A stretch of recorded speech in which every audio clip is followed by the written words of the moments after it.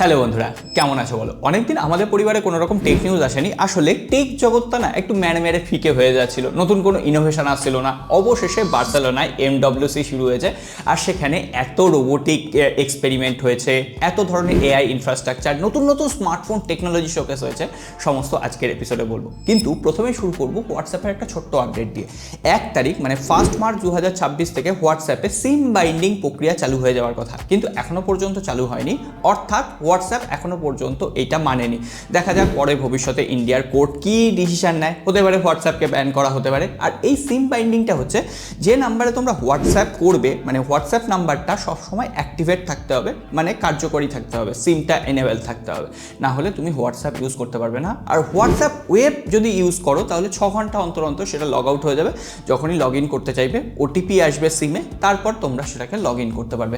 হ্যাঁ, ব্যাপারটা প্রচণ্ড কঠিন যারা হোয়াটসঅ্যাপ ওয়েবে কাজ করে। তোমাদের এই ব্যাপারে মতামত কি অবশ্যই কমেন্ট বক্সে লিখে জানিও। আর হ্যাঁ, আজকেও এপিসোডে একটা ইন্টারেস্টিং ছোট্ট গেজেট তোমাদের সাথে শেয়ার করব, তোমাদের পছন্দ হবে। আর ভিডিওগুলো যদি ভালো লেগে থাকে লাইক করে দিও, নতুন হয়ে থাকলে সাবস্ক্রাইব করো বস, আর টেক লাভার বন্ধুদের সাথে শেয়ার করো। এই সমস্ত খবর আর কেউ দেবে না বস। অ্যান্টুটু বেঞ্চমার্কের রিপোর্ট অনুসারে টপ 10 পাওয়ারফুল ডিভাইসের লিস্ট সামনে এসছে, আর এখানে বেশ কিছু পরিচিত ডিভাইস রয়েছে। iQ15, Vivo X300 Pro, OnePlus 15। এগুলোর মধ্যে তোমরা কি কোনো ডিভাইস পার্সোনালি ইউজ করছো? যদি করে থাকো কমেন্ট বক্সে লিখে জানিও। এবার আসি আসল খবরে। যেমনটা কথা ছিল, অ্যাপেল তার লঞ্চ ইভেন্ট করে ফেলেছে, বেশ কিছু প্রোডাক্ট লঞ্চ হয়েছে। অ্যাপেলের তরফ থেকে একটু দামি ল্যাপটপ, অ্যাপেলের ম্যাকবুক M5, ম্যাকবুক এয়ার, এই সমস্ত তো লঞ্চ হয়েছে, যেগুলো ডিটেলস আর প্রাইস দেখবে 1,20,000 উপর শুরু হয়েছে, আমি দিয়ে দিলাম।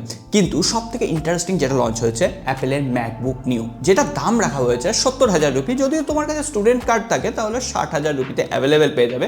আর এখানে বায়োনিক A18 Pro চিপসেট রয়েছে, 13 ইঞ্চি ডিসপ্লে রয়েছে, যথেষ্ট হ্যান্ডি প্রোডাক্ট। তবে হ্যাঁ, পাওয়ারটা একটু কম। তোমরা যদি ডেইলি টাস্ক করতে চাও তাহলে এটা হ্যান্ডেল করে নেবে, কিন্তু এডিটিং বা একটু হেভি টাস্কিংয়ের জন্য এই ল্যাপটপটা নয়। তখন সেক্ষেত্রে পুরনো ম্যাকবুক যদি অফারে পাও, সেটা তোমাদের জন্য better value for money offer করবে। তার সঙ্গে সঙ্গে দুটো USB Type-C কেবল রয়েছে। মোটামুটি হ্যান্ডি প্রোডাক্ট হিসেবে এটাকে যথেষ্ট ট্রাই করার ইচ্ছা আছে, দেখা যায়। তবে হ্যাঁ, এটা সব থেকে বড় প্রবলেম, একটা মাত্র ভ্যারিয়েন্টে available, 8GB RAM, 256GB internal storage. তারপরে তুমি এক্সটার্নাল হার্ড ডিস্ক বা SSD ব্যবহার করতে পারো। আর সব থেকে যেটা নিয়ে আলোচনা হয়েছিল, iPhone 17e লঞ্চ হয়ে গেছে। 6.1 ইঞ্চির একটা 60Hz OLED ডিসপ্লে। আমি ভেবেছিলাম 120Hz থাকবে, কিন্তু নেই। এর পাশাপাশি বায়োনিক A19 চিপসেট রয়েছে, 48 মেগাপিক্সেলের ক্যামেরা, 18 মেগাপিক্সেলের সেলফি ক্যামেরা। আর এইটা লঞ্চ হয়েছে 65,000 রুপিতে, 256GB ভ্যারিয়েন্ট। আমার মতে তোমরা iPhone 16 এই প্রাইস পয়েন্টে নতুন পেয়ে যাবে। iPhone 16 অনেক better value for money provide করবে।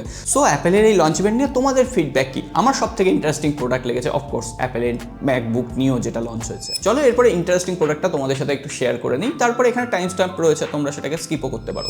এতদিন পর্যন্ত পাওয়ার ব্যাংকের কনসেপ্টটা কি ছিল? মোটা একটা জিনিস হবে, ইটের মতো ভারী হবে, কিন্তু এই পাওয়ার ব্যাংকটা হাতে নেওয়ার পর জাস্ট আমি সারপ্রাইজ হয়ে গেছি।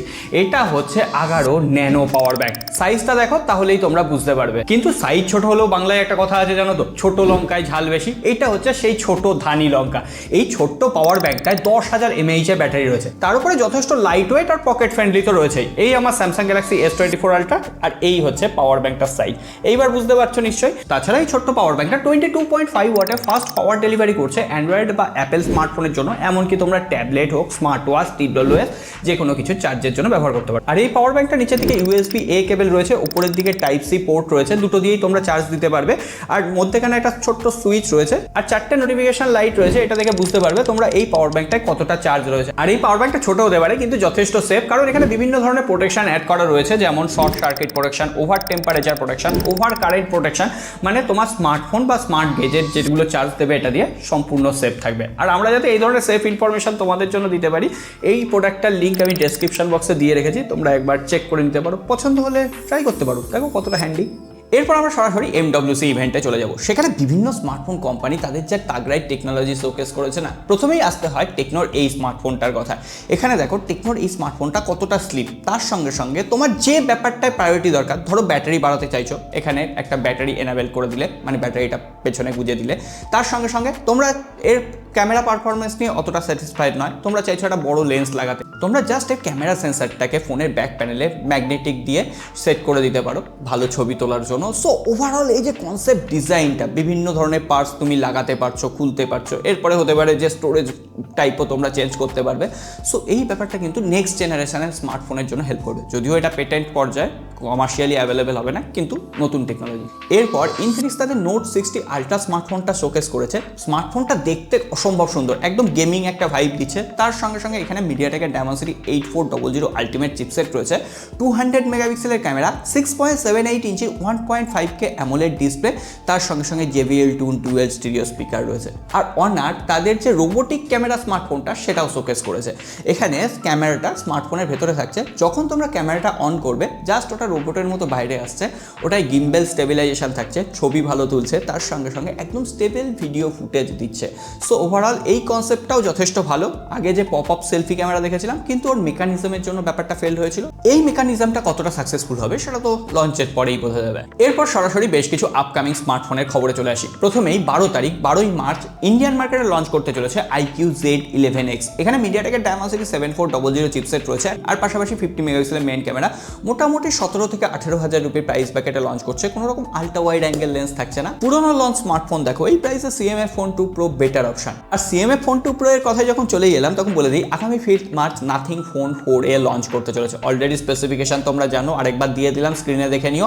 আর হ্যাঁ, এই স্মার্টফোনটা বিভিন্ন কালার ভ্যারিয়েন্টে অ্যাভেলেবেল হচ্ছে। একদম অফিসিয়াল যে রেন্ডার সেটা সামনে চলে এসেছে, বলা হচ্ছে নাথিং ফোন 4A যেটা 30,000 রুপির প্রাইস ব্যাকেটে লঞ্চ করবে। আগের বছরে সেটা 25,000 রুপি ছিল, 5,000 বেড়ে গেছে। আর নাথিং ফোন 4A Pro যে স্মার্টফোনটা, সেখানে চিপসেটটা আপগ্রেড হবে, কোয়ালকম স্ন্যাপড্রাগন 7 Gen 4 চিপসেট থাকছে। তবে ওই ভ্যারিয়েন্টটা কিন্তু 35,000 রুপির প্রাইস ব্যাকেটে লঞ্চ করবে। তবে এইটুকুই সন্তুষ্টির জায়গা যে দুটো স্মার্টফোনেই টেলিফটো সেন্সার থাকছে, মানে নাথিং ফোন 4A তেও টেলিফটো সেন্সার পাবে। এত স্মার্টফোনের ভিড়ে ভিভো তো চুপ করে বসে থাকতে পারে না। ভিভো X300 আলট্রা এটা তো লঞ্চ করবে, তবে X300 আলট্রা সবার জন্য নয়। যে ফোনটা সবার জন্য হবে X300 FE। অলরেডি স্মার্টফোনটা বিভিন্ন রিজিয়নে লঞ্চ করা শুরু হয়ে গেছে। X300 FE এখানে 6.31 ইঞ্চির একটা ডিসপ্লে থাকবে, অফকোর্স অ্যামোলেড ডিসপ্লে হবে। কোয়ালকম স্ন্যাপড্রাগন 8 Gen 5 50 মেগাপিক্সেলের ট্রিপল রেয়ার ক্যামেরা, এখানে 50 মেগাপিক্সেলেরই একটা টেলিফটো সেন্সার থাকবে। ওভারঅল ডিজাইনটা এবার ভিভো কিন্তু অনেকটাই আলাদা করেছে, যথেষ্ট স্লিম আর লাইট ওয়েট হবে। একটা আইফোনের সেই স্লিম ফোনটার মতো একটা ডিজাইন, দেখতে ভালো লাগছে। আর তার পাশাপাশি ভিভো V70 সিরিজের সব থেকে lightest version Vivo V70 FE আসছে, মানে ফ্যান এডিশন ধরে রাখতে পারো। আর সেখানে মিডিয়াটেকের ডায়মেনসিটি 7360 চিপসেট থাকবে, 200 মেগাপিক্সেলের প্রাইমারি সেন্সার থাকছে। আর ওভারঅল এই স্মার্টফোনটা 30,000 রুপির নিচে লঞ্চ করবে। ভিভো V60e যে স্মার্টফোনটা লঞ্চ করেছিল, এটা তার সাকসেসর ভার্সন হতে পারে। বাদবাকি এটা হতে পারে ভিভো V70 FE নামটা চেঞ্জ হয়ে ভিভো V70e নাম নিয়ে এই ফোনটা লঞ্চ করতে পারে। আর একটা ঝটকা লাগার মতো খবর দিয়ে দিই, এবার স্যামসাংয়ের A57 আর A37 এই দুটো স্মার্টফোনই আসছে।